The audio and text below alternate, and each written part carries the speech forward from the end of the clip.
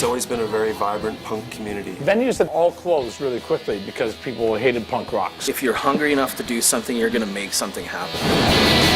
If you want to start a cultural kind of movement here, you can't do it in a legal setting. They have a bylaw for everything here. It's suffocating. Here we are, look, we're putting on a show. These kids are having a good time. Come shut us down again. One of the cops was about where the stick was, and he said, "Can you back away from me? You're a little too close to my gun."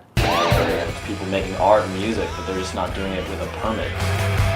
I always want to make sure that there's a place for people to perform. And if I have to get sued or take risks, then I will. If I'm in there serving minors, if I'm packing 1,000 people in there and pissing off all the neighbors, get rid of me. But if I want to be a legitimate businessman and work within the parameters, then hell, give me a chance, man. There should be 10 of these. So many kids could have just gone out and did it. It's like counterattacking a boring city. You just gotta keep doing it. I don't give two shits about it, it's just money to them, but I love this place. In fun cities. Here. Underground with all the rats. Stars are shining bright. Rest your... I gave birth to my first child, our son Joshua, 5 weeks ago, and it's made me kind of reassess what home means to me. I've been a professional musician for over 10 years now. As long as this world keeps on spinning around.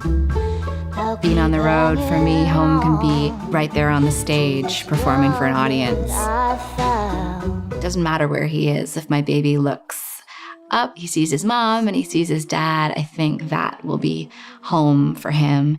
Until the morning light. I have the medal from World Championships. I think I'm gonna store it with my Olympic medal.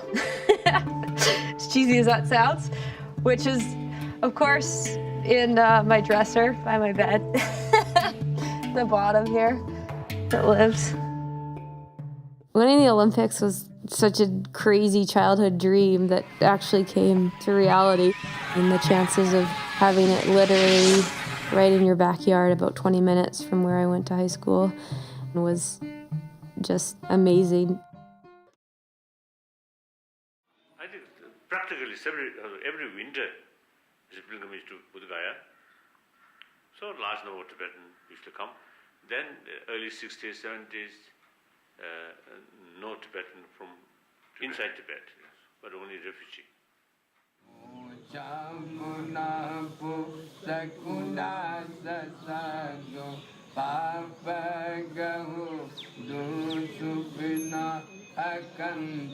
Venerable Palden Gyatso, a Buddhist monk, was arrested for taking part in the protests.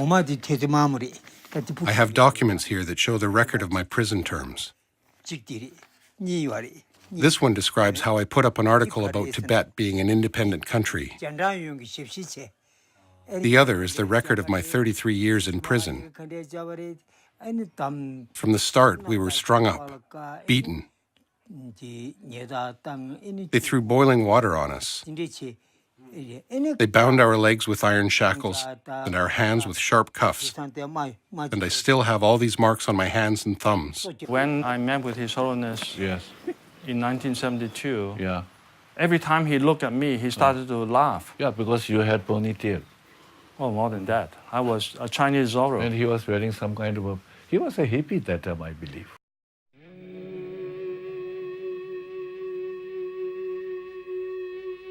Turbo Yugen is the biggest thing that no one's ever heard of. It's the worldwide denim family that everyone wants to be a part of. You okay, buddy? No. Deep breath. Too much fucking... Fucking? Yeah, that too. Too much fucking alcohol and fucking and pizza. That's the Turbo Yugen. Drinking. Pizza, drinking and fucking.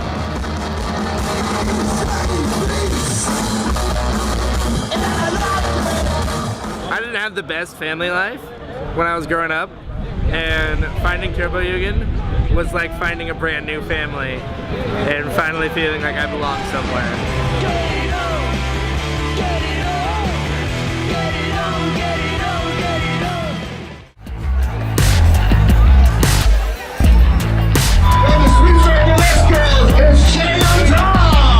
I'm Cherry on Top. I'm a burlesque dancer here in Vancouver, and I am currently 8 months pregnant.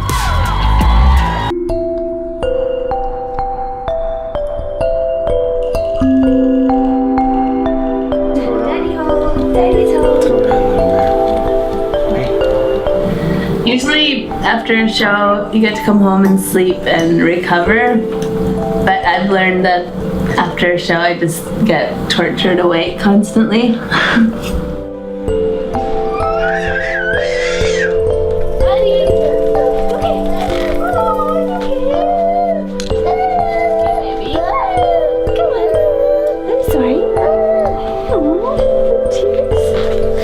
The only worry as a new mom performing that you have, honestly, is whether you're gonna pee on stage. 'Cause